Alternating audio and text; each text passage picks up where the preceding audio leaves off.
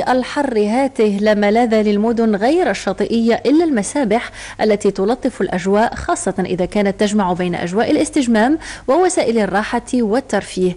النموذج نسوقه من أحد المركبات بمدينة مراكش ومظاهر الإقبال المكثف من طرف أبناء المدينة وزوارها. روبورتاج قيس محسن وعتمة تاسي. تشتد حرارة الصيف فيتسع هامش السؤال أمام المراكشيين وزوار المدينة إلى أين المفر من لهيب الحر. والصور هنا من إحدى المركبات الترفيهية والتي تعرف إقبالا كبيرا خلال هذه الفترة من السنة نظرا لما تقدمه من خدمات تتنوع بين السباحة والترفيه.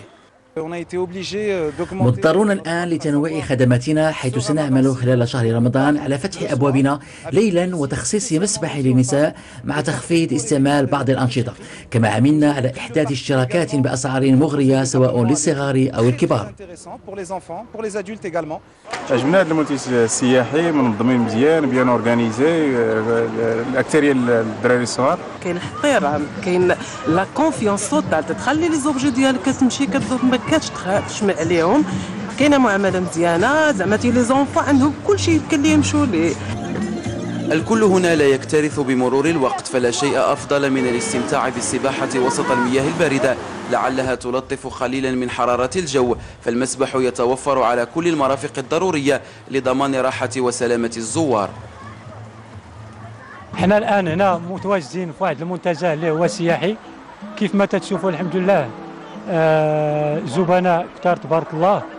واخا الحمد لله بنا تزاحموا شهر 7 الاخر ديالو بيجينا في رمضان. On est là, on est à Ouaziria et on profite en famille avec mes demi-frères. On vient de Paris et de Marseille. Et ça va, c'est un complexe qui est agréable. احنا الان مرتاحين هنايا، اغلبيه ما سافروش مع قريب رمضان. ديجا ما كايناش لا بلاج، هذا اقتراح مزيان، داروا بلاج صناعيه مزيانه. هذا المركب الترفيهي بالمدينة الحمراء يعتبر متنفسا وملاذا للصغير قبل الكبير للهروب من حرارة صيف المدينة والاستمتاع بأمواج بحر اصطناعي يضفي على المكان رونقه الخاص.